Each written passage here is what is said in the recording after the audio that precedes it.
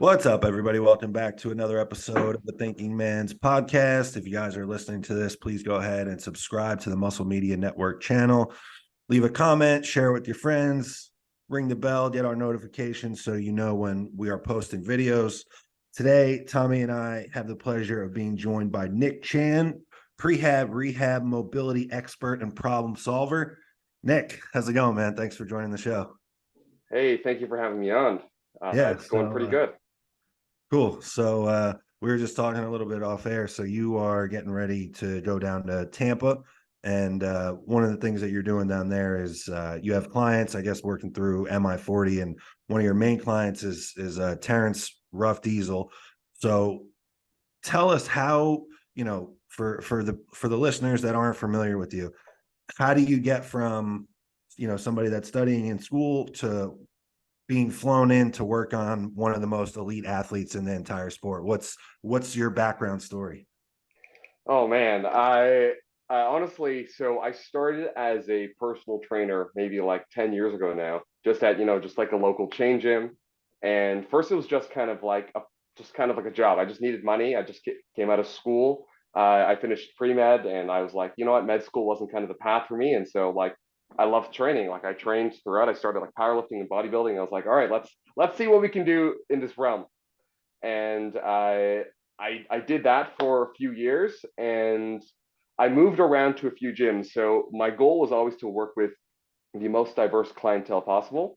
So I worked at one chain gym, then another chain gym, then a smaller kind of like family style gym, and then finally I kind of started my own like business, my own practice, because I just had enough clients coming in, I had enough referrals coming in. And honestly, like, especially with Terrence specifically, like, I reached out to him just being like, hey, man, I'm like a fan. And like, I think this was before he was like, like like an Olympia superstar or anything. And I was like, and I was looking at his physique and I'm just like, I think you're going to make it to the top. Like, you're definitely going to make it to the top. So we kind of connected through there. And I went to Baltimore first to see him, and then and the ball just kept rolling from there. And Terrence has been so good to me, and he's introduced me to a lot of other pros like Hella Trevino. Was just out in Dubai in Wow. September, working on her shoulder. Another pro in Switzerland, Sandra. She's a physique pro, and I was there in November. So it's just been this huge journey of, I'm gonna say, luck and some good work, and we just keep putting the work in, and here we are. Man, you're international. So it's funny that you mentioned luck because I think any of us that have had like some degree of success with our, trying to build your own business or your own name, a lot of times it feels like on the, behind the scenes, you're almost kind of winging it, or you're just kind of making one decision after the other and they kind of just pile up. But everything that you just said tells me that you made your own luck, really. Like reaching out to somebody like that, if you don't ask, the answer is always no. I had a college professor that told me that one time. So Terrence is no dummy, and he wouldn't be working with you if it was just by mistake or by luck. So working with this level of athlete and being at the point where you're literally being flown all over the world to work on athletes at the highest level of our sport, what are some, and this might be a basic question, Tommy and I are just a couple of meatheads, but what are some of the biggest things that you see as recurring themes for competitive bodybuilders or competitive physique athletes specifically? I know that you said you have a diverse clientele, but within this niche little sport, what are some common things that you see? Because I feel like when we spoke with Matt, one of the things that he talked about was like I'm going to mess this up again, I'm just a meathead, but like the space that we have within our shoulder. Yeah. So what are some things that you see? So yeah, so Matt's right on. I Some of the biggest things I see is really like athletes not thinking about longevity, not taking care of themselves, Mm. and like a lot of times that they really go to like, but I get massages and I foam roll every day and I use the massage gun on my glutes every day. Like, what are you talking about? I'm taking care of. I'm ice bathing every morning, and I'm just like, okay, well, it's actually more than that because you're trying to perform at the highest level and you want to be the best, right? So the idea is those are generally considered passive modalities. So things being done to you, right? So you're not doing anything actively to increase like the space in your joint, your active range of motion, which is vital to your sport, right? When you're going through a bicep curl, you're going through a hack squat, you're going through anything. This is all active work. You're not just hanging out in any position passively. And so some of the biggest things I look at is, okay, so a lot of these athletes aren't taking care of themselves, like again, longevity wise. You know, you want to look at like Dexter Jackson. He went for like 50 years plus before he retired. You know, that's the king right there. It's how Yeah. long can you stay in the sport at the highest level? And some of the other biggest things relating to that is execution of exercises. So because I look specifically more so towards like mechanics and like in gym exercise stuff. So you realize that even at the highest level, a lot of times the execution unfortunately is like subpar. You know, some of these guys have gone away. They have phenomenal genetics, or they have great protocols, and like, yeah, you will grow. You will grow from doing whatever, right? But like, is Yeah. it the most efficient way to go about it? Like, how long are you going to last doing what you're doing? Is it like next year you're going to blow your knees out, blow your shoulders out, or is there a better way? Right. And if you blow your shoulders and knees out, how long do you have to take off? Is that 2 years, 3 years? Are you ever going to come back? Well, that's what I usually see. Yeah. Yeah, that's a great point about longevity, and then also like the execution of exercise. I didn't realize that that was kind of like your niche passion within this, because we could talk training all day. Oh Just that yeah. alone, I feel like I probably have 100 questions for you, but um, you're right. Like you're saying, like, a lot of these guys just throw shit at the wall and see what sticks, because either they have great genetics, um, or they're just on a ton of drugs. And guess what, guys? We talk about it all the time. The drugs work. So knowing that that's your background, and like you're kind of in the gym personally training people at one point or another, exercise wise, what do you see? Because Tommy and I see shit every day in the gym, and we don't know anything that you know. And we see shit in the gym every day where we're just like, what is going on here? What are these people doing?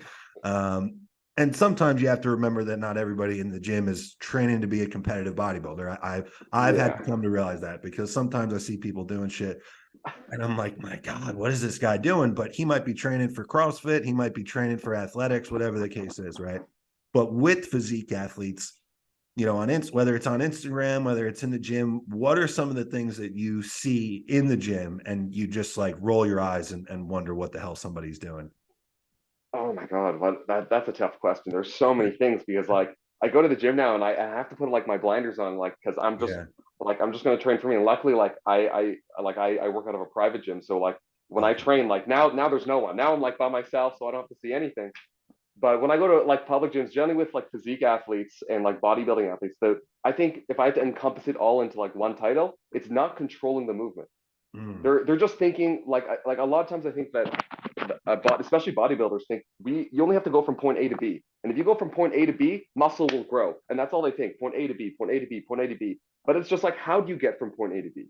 That's probably the most important question we're asking for. It's not how many times can you go from point A to B, because I think there's been more than enough studies that have demonstrated that in reality it doesn't really matter. As long as you know you're going to failure with proper form, da da da, like you'll be fine. So now the question is, how do you get from point A to B? And so the biggest thing, like you can see people like launching out of the bottom of their hack squats. You know, you look at leg extensions, it's just like rapid fire, like machine gun leg extensions, leg curls, bicep curls. They're just kind of going, and just to push the most blood possible in the muscle. And now there's like a new study that says like, hey, like guess what? Maybe the pump doesn't really do much. Maybe we just need to look at progressive overload now. right. So that's probably like if I had to encompass it over like an umbrella, that's probably the biggest thing. And when you see stuff, like you mentioned, you have to put the blinders on for yourself if you were going to be in a gym. Do you have a level of frustration? Because when I'm in there, sometimes I just can't help myself. I just get annoyed with people, because it's like, man, if you care enough to be in here and spend, I don't know, 5 hours a week in the gym, um, you would think that people would care to research or look into it. I mean, there's so much free information out now. So, is that just me, or do you feel a degree of that too? You know what? I totally agree with you, but I'm gonna have a little bit of levity here, where Yeah. like you said, there's so much free information, but I think there's almost too much. It's like we're in an age of information overload, Mm, you know, where it's just like there's so much information, there's so much conflicting information, and now yeah. you have like social media, and you have all these influencers and saying all sorts of shit, and like every one of them is saying a different thing, and there's like a new exercise of the week. And so like if I was a new trainee coming in at 19, you know, on bodybuilding, I want to do that. and I just went to my Instagram, looked at the top 5 posts of my favorite whatever, and saw their favorite exercise, I'd be like, okay, one guy says squats is bad, one guy says bench press is good, one guy says squats is good. It's just like, what do I do now?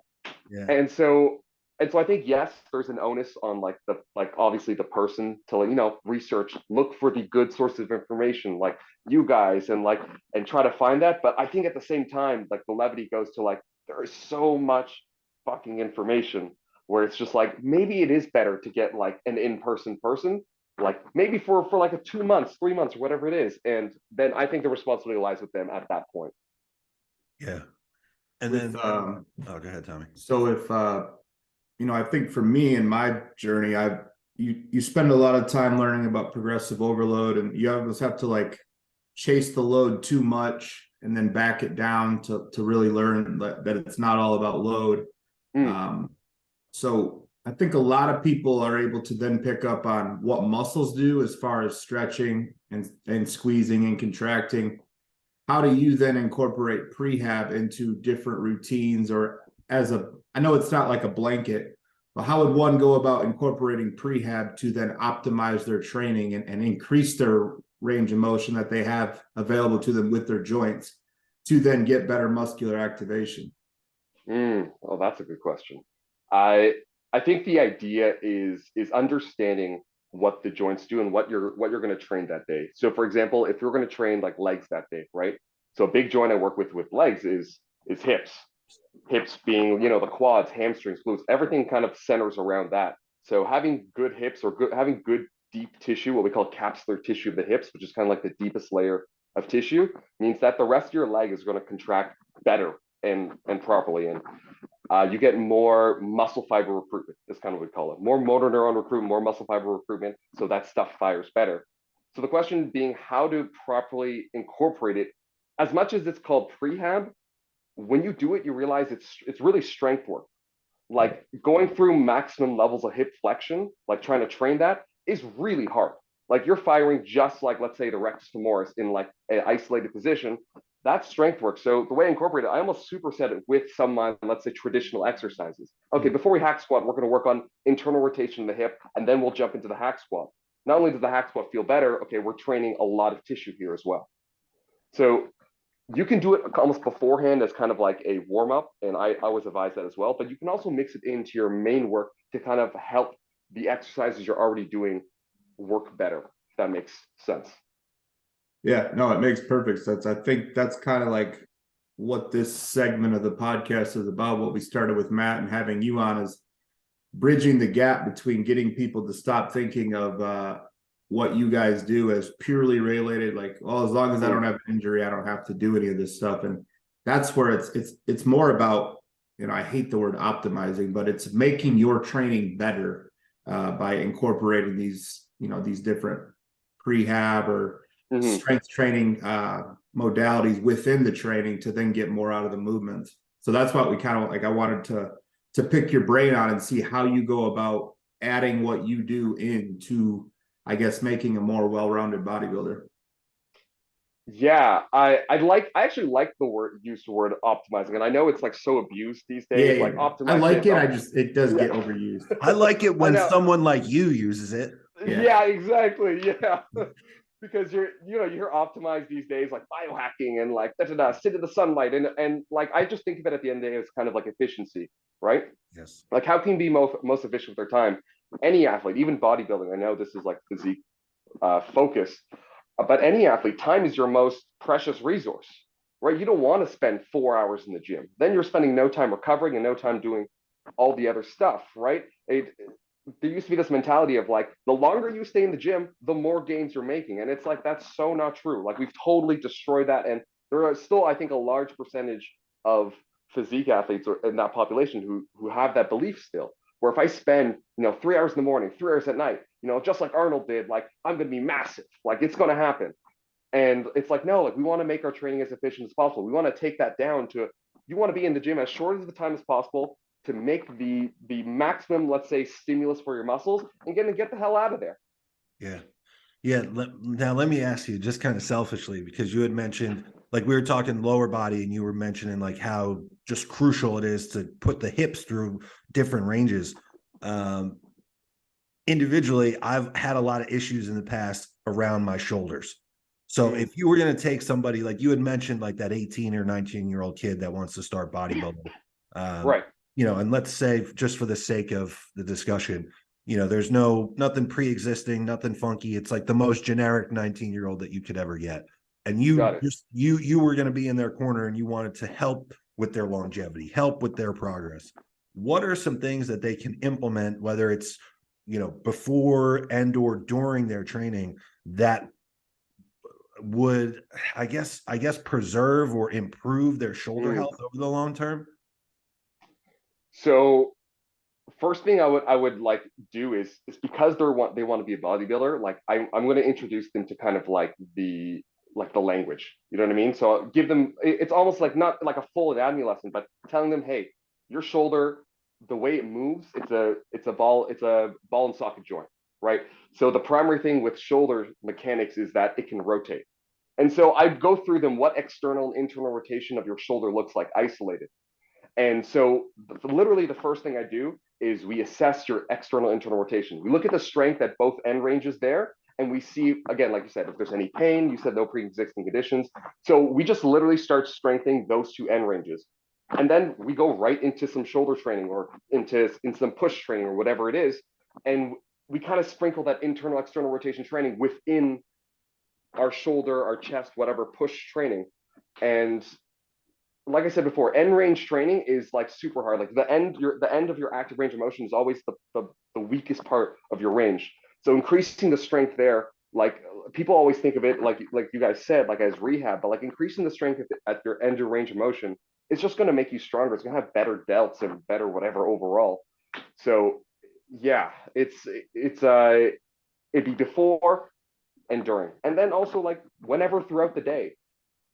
A big point I always touch on is we always condense our training into this 1 hour segment of time or 2 hour segments of time where like if we're talking about longevity, just for longevity's sake, you're looking at like these like Paleolithic guys like back in the day, they're moving 24 hours a day or something like that, right? Yeah. And now we've condensed like 24 hours or 12 hours of movement into 1 hour.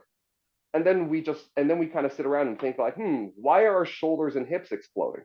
This is strange. We sit for 11 hours and we move intensely, especially bodybuilders and powerlifters and whatnot, like with the heaviest weights for 1 hour, and then that's it. And then there's this big question. I wonder why, like my spine is all fucked up. Well, okay, maybe there's some other thinking around that. So when I do this prehab stuff, that's end range training stuff, I always say, hey, try to do this throughout the day. Maybe once in the morning, maybe once before training, once during training, maybe once after training. You want to build that stimulus as often as you can throughout the day.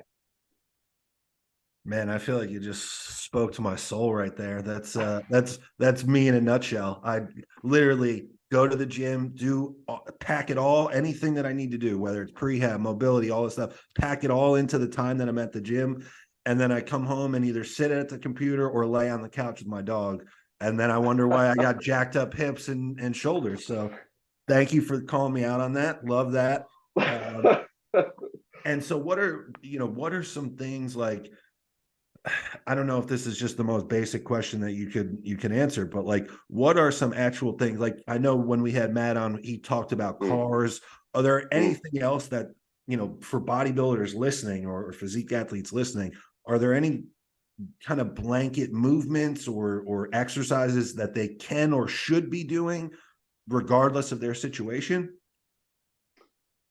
I think three of the most vulnerable places I find are shoulders, hips, and spine, just because they offer us the most mobility, most ranges of motion. They can do the most things. So generally there's the most issues with it. Okay.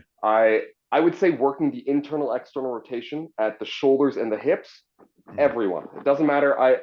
You don't have to be even in bodybuilding. Anyone on planet Earth right now needs to do that, especially bodybuilders, because we're taxing our body to such a high degree. Not a doubt in my mind, you have to be working the internal and external rotation strength of your shoulders and your hips. Nick, let me cut you off real quick before you go. Yeah, please. Are those examples of things that we should be trying to work in all throughout the day, a couple times throughout the day? Absolutely. Okay. And it's honestly easier than it sounds. I know it sounds like, oh man, Nick's asking us to do so many things throughout the day. Like I have work and I have all this and everything.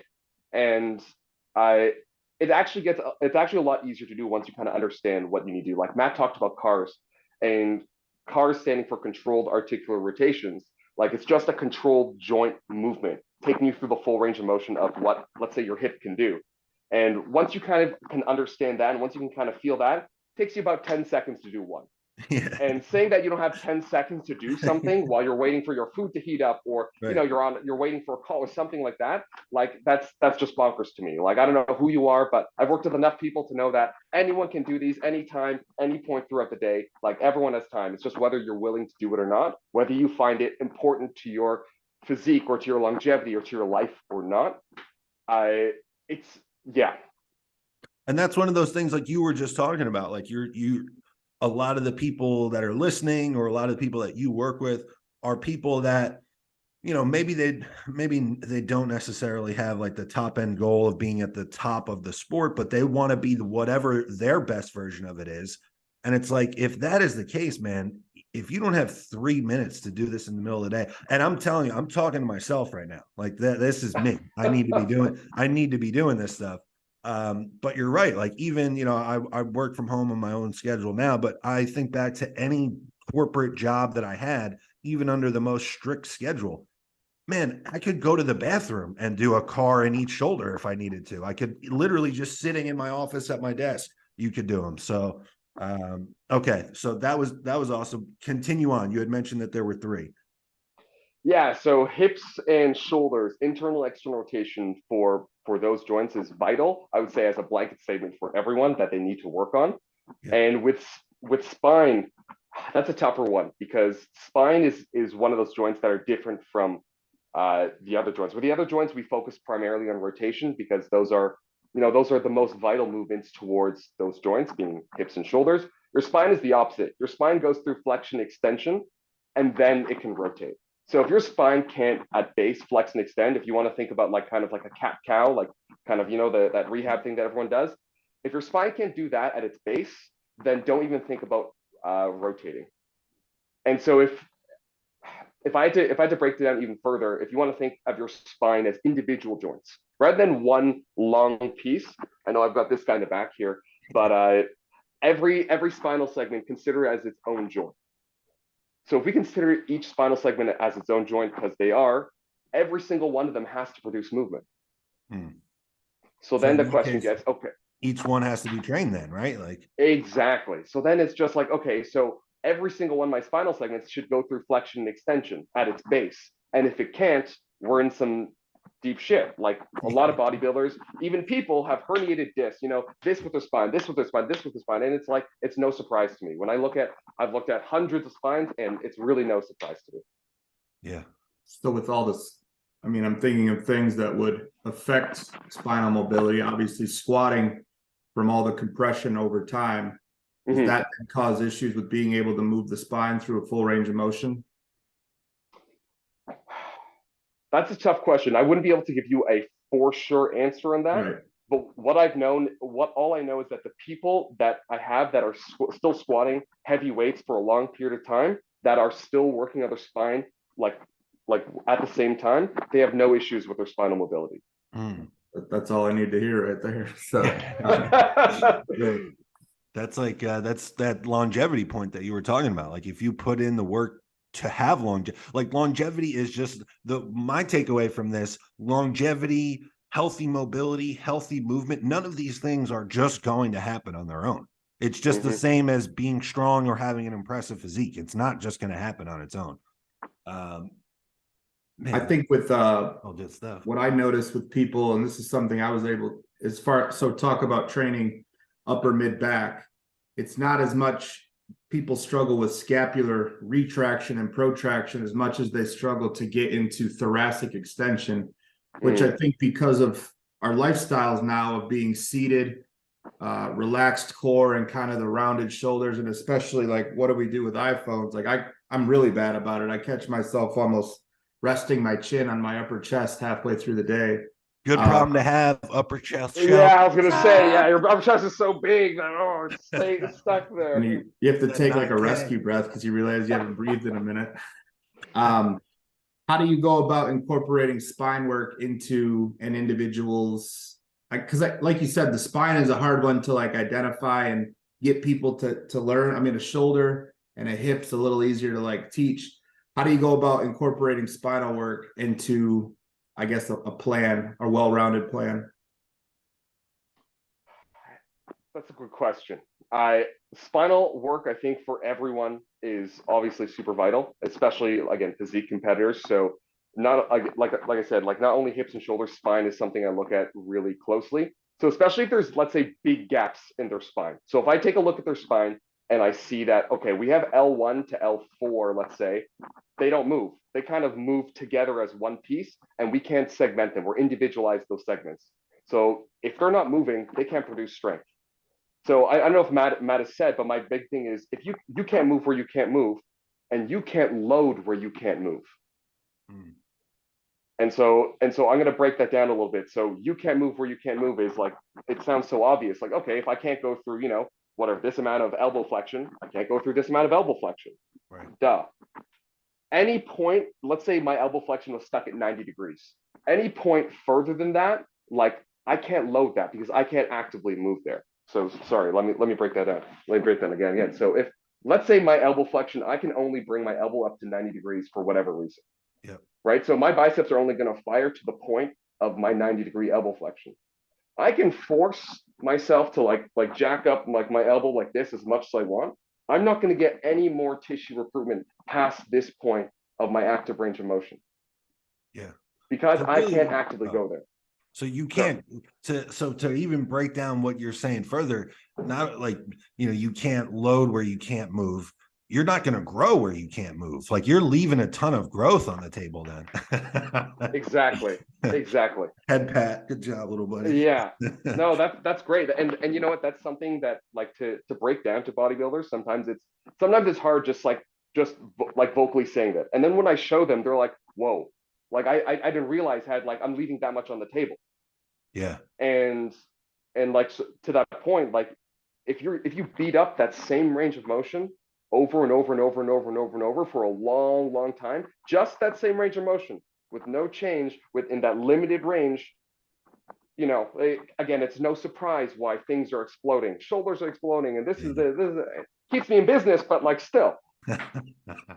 So I think if you, it's like the parent who tells their kid, if you don't eat your vegetables, you can't have dessert. If you tell a bodybuilder, hey, you're not going to grow unless you achieve more range of motion, then you'll get the buy-in. So yeah, exactly. Yeah, I've got to make it more appetizing for bodybuilders to start doing this stuff. But I mean, I usually, go for it. Putting it that way, though, I mean, anybody, I'm sitting here and I'm fired up to go implement this in my training today, because it's like just hearing you break it all down. It's like, man, I've just sitting here. I feel like I probably am leaving a ton of growth on the table, and I'm in a spot right now where I feel like I'm making good progress. And then it's like, man, I wonder, if I would have been doing this 6 months ago, the way that you've explained it, a couple times a day, quick little sessions, 6 months ago, a year ago, 6 years ago, what my physique might look like, both in terms of development, but also like the health of the function of it too. I feel like from what I'm hearing from you, those two things go hand in hand. 100%. And I was like racking my brain to think of like really applicable examples that like we see all the time. And I think the easiest one I can think of is like someone who, for example, can't depress their scapula properly, right? And we know with like, especially with lat development and isolation, like scapular depression is pretty key. And like to the, let's say, average training, you probably see it all the time in the gym that they just don't know how, like their body just doesn't know how to contract their depress their scapula. You can notice like a massive development problem with their lats. Yeah. Right? And The massive up. tracks. Yeah. Exactly. Massive. But like their lats look almost non-existent, and it's almost weird. And even at the top level, like a lot of bodybuilders have gone away with it because you can still kind of train your lats around that. But is it as effective? No. And is their lats going to still grow? Yeah, eventually. But it's like you said, they're leaving so much off of it.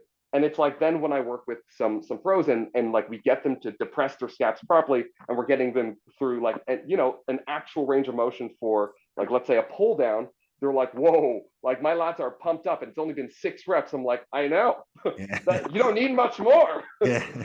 So let me ask you actually, because that's, man, that brings me to like a really pertinent uh thought or topic in the realm of competitive bodybuilding right now.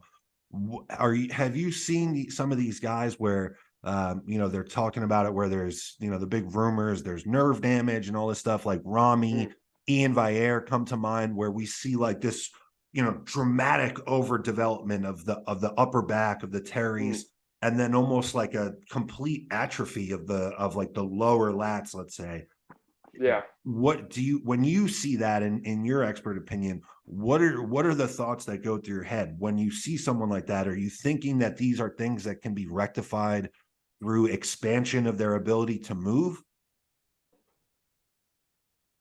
I'm gonna say yes. It's so tough because it's like it's so dependent per person. Sure. Yeah. Those You are know what I just mean? two big names that everybody knows. Yeah, I know. Yeah, because like it could be injury. I always say like everything is specific, especially the stuff I do is ultra specific. That's why when you're asking for like a broad like thing, like I can give you a really surface level answer and it kind of sucks because I really want to go into detail and but like it would be doing a disservice to try to just put out some specific like, yeah, do this exercise and everyone's hips will feel better. And Yeah. it's like that would be lying. Yeah. And I don't like doing that. Like everything is so specific to the individual. Like Sure. what have they gone through? Like what do their hips look like now? Like are MRI saying anything? Is any X-ray saying anything? Is there anything we have to worry about? Are their hips replaced? Like so it's really tough to say, but I can say in a lot of cases, at least with the experience that I've gone through with the amount of people I've worked with, I can say in my experience that a lot of the times, a lot of the problems are solvable ahead of time. Okay.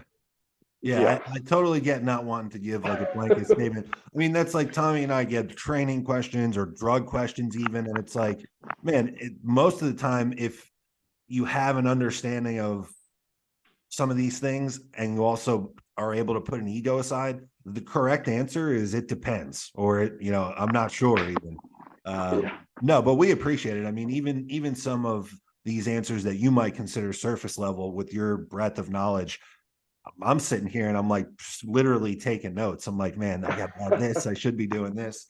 And then so one question too that I have, working with, let's say, the average person compared to high level competitive bodybuilder, you know, besides like the size, I guess, of the tissue itself, and then I guess the lack of movement that it could create in some of the joints, what are the big differences between working on those two demographics? That's also a great question. So I think that they're actually not that different. Okay. Humans, and so let me break that down a little bit because that sounds like everyone's the same. Well, humans are humans. Everyone's body, like like everyone's hips pretty much do the same thing. If you have a normal hip, your hip's going to rotate, your hip's going to flex, extend, abduct, adduct, whatever, right?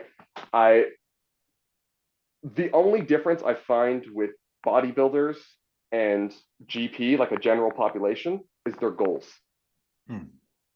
Okay. So the difference between the two when you're looking at, let's say, a joint space, joint strength, like a standpoint, is the bodybuilder wants to take it here. So I have to bring their joints here. The Right. general population just wants to go here. Okay, so I just need to give them a normal amount of space here. So it's just a lower amount of stuff. It's not like I'll change that much the joint training, because both populations are going to have to rotate their hip to a degree of strength. The bodybuilder is just going to have to do it way more because they're taxing their body way more, and it's their sport. It's their sport to look good, feel good, blah blah blah, and present the best physique. So that would be the main difference. Like you always want to think about like taking the modalities that work with the top of the top, and then using those same modalities and applying it to people who, let's say, don't need those big of goals, and just scaling down. Like I'm not going to scale down and pull like and bring that up, right? Yeah. Yeah. It's funny because at least in the business I am, like one of the big questions is like, if you were to get LeBron James as like a client, for example, I don't know why LeBron James is always like the example, but it's like if you were to get LeBron James as a client, like what would you do with him? Yeah. And it's a question to like personal trainers and whatnot, right? Like how would you program his training? Like what would you do? Yeah. And I think a lot of times, like you get a lot of trainers who are like, you know, like I'll give him like 5x5, like we'll do like like the squats and bench press, and it's just like you don't think LeBron James has ever squatted before? Like you think this is his first day in the gym, right? Like this is like the best basketball player on planet Earth, Right. And then it's like like the answer isn't like let's change his rep scheme for squats to make him a better basketball player. Let's give him more bench press to be a basketball player. Like that doesn't matter to him. He needs to play more basketball. Is what he needs to do. Yeah. So I think the higher level athlete you are, we're looking now very specifically at what your joints can and cannot do. And let's take those joints to that level where when you're performing those movements, like for hack squatting, for bodybuilding, blah, blah, blah, you don't have to think about, oh, like if I hack squat too low, like my back's going to fuck up tomorrow, or my knees are going to da-da-da-da. Like, you know, you have the strength and the space to do that and go through it comfortably at a high degree of expertise, a high degree of difficulty. Yeah. No, that's a good point about how like general population and, you know, physique athletes or athletes in general, they're not two like completely different species of camps. Like we're still all humans. We just, yeah, like you said, it's goal setting. I think with one thing I used to notice when I personal trained, because I trained a lot of people who weren't competitors, was someone right off the rip would tell me, well, I can't deadlift because it hurts my lower back. And like, they had written it off like deadlifting hurt my lower back one time, I'm never doing it again, done. But my thinking is if you never go back to it and try to work through whatever the cause is, you limit yourself for then life activities. The next time you try to squat down and pick up a couch when you're moving house in 10 years, like that's when you're going to blow a disc. And because you weren't training, you ran away from optimizing your human, I guess would be a good way to put it. And that's, you know, a lot of what we're talking about. Yeah, we're talking about it to apply to a strength athlete or competitor, but it applies to everyday life too, because, you know, the day you try to hold something over your head and your shoulder goes, that didn't just happen out of nowhere. It happened because you haven't had your arm above your head once in the last 10 years. Exactly. I absolutely agree. Yeah, that's so well said. We have to think about training being a controlled environment, right? Like we have so much more control in a training environment than we do over like in daily life. Like you don't like you said, when you pick up a couch or something, you're not really thinking of like doing like a full deadlift form and just, you know, like pulling on your weightlifting belt or whatever it is. But like in the gym, like that's a controlled environment. That's something, especially as like a personal trainer, like you have control with your client over. It's so much safer than being in like this uncontrolled, chaotic like world of putting things above your head and whatnot. Like if you're doing an overhead press, that's controlled. Like I'm telling you how much to press, how to do it, and you're thinking about doing it as you're doing it. Like it's I would almost argue that it's safer in the gym when you're doing that. Just because there's that thought of like I should be controlled. Like I should have proper form doing this movement, this overhead press or this deadlift or whatnot. And yeah. And that's such a great point about it being controlled. I feel so much safer, and I would so much rather have to try to pull 600 grams or 600 pounds from a barbell off the floor than move a fucking couch, because it's so controlled. You're right. Like thinking about it, it's like, man, they put it, you're loading this bar that's meant to fit the grip of our hands. Like we have straps, we have this, we have that. Like we did all this warm-up stuff, like as opposed to like, you know, your buddy's moving and it's like, oh, Big Joe will move the couch. And it's like, well, fuck, man. Like, you know, what am I'm grabbing one leg of this thing. You got the other one. Like, man, so often you hear that bodybuilders suffer dramatic injuries and it's outside of the gym more so than it is in the gym. I mean, of course, there's plenty that happen within, but all right, man. Well, we're closing in on the time. So, Tommy, anything else that you wanted to touch on while we still have him? I mean, I would love to have you back. I'd love to have you back with Matt if you have time for us to come on. I just have one quick question about so we're talking about increasing range of motion and almost training to a fuller range of motion. How do you feel about, not to call out the full range of motion training camp people, but just as a discussion, how do you feel about full range of motion training? Is there any negatives to trying to increase one's range of motion, maybe to a point that isn't actually beneficial? I don't think there's any demerits from training through a full range of motion but I think it's important to look at what your joints can do beforehand.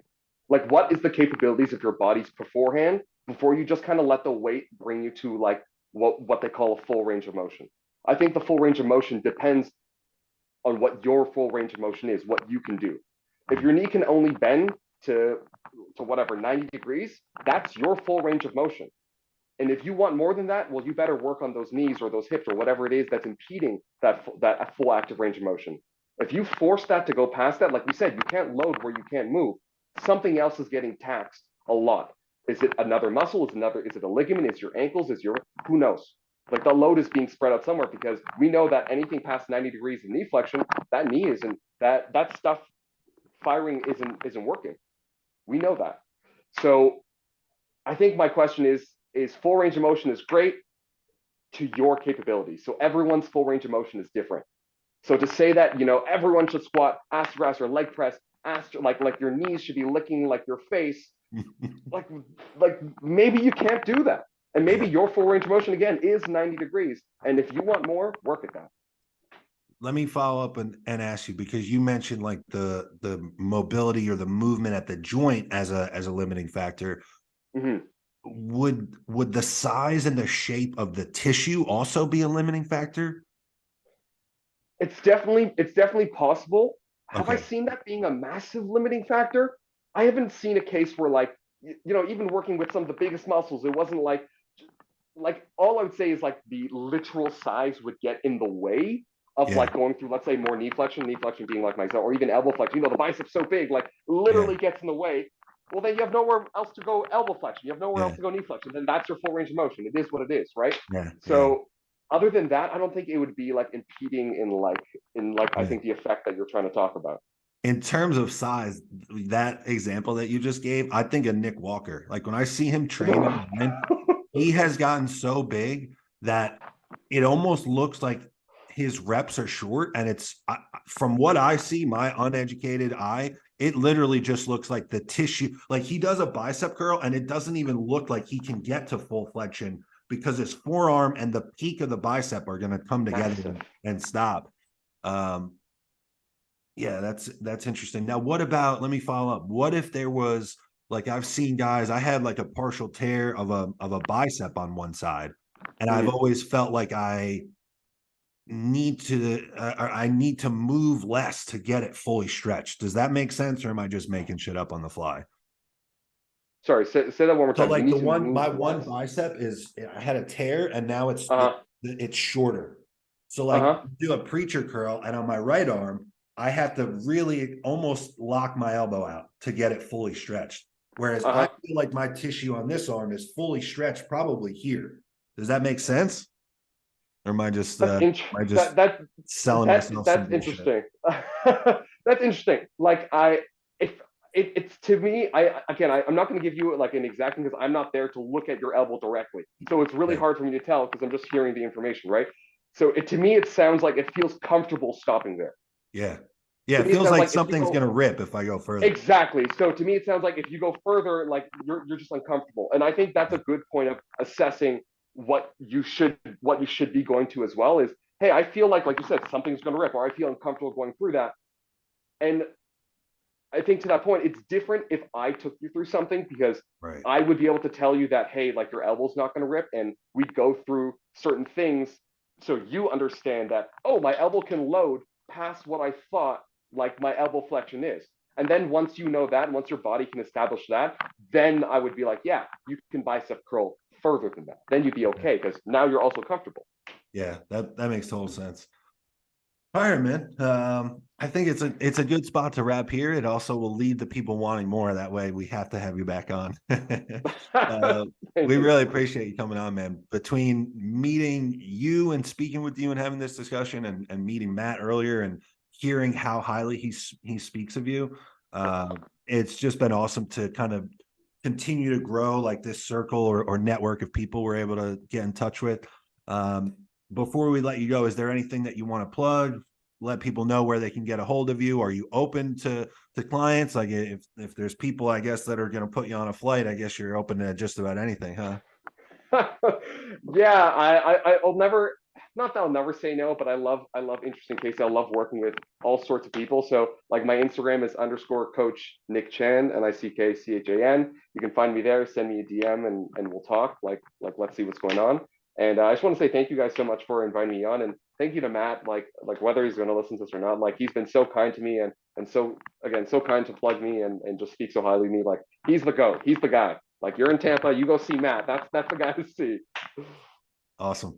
Well, thanks to everybody listening. For Nick Chan, for Tommy Styles, I'm Joseph PIRCHER. This was a Thinking Man's podcast, and we are out.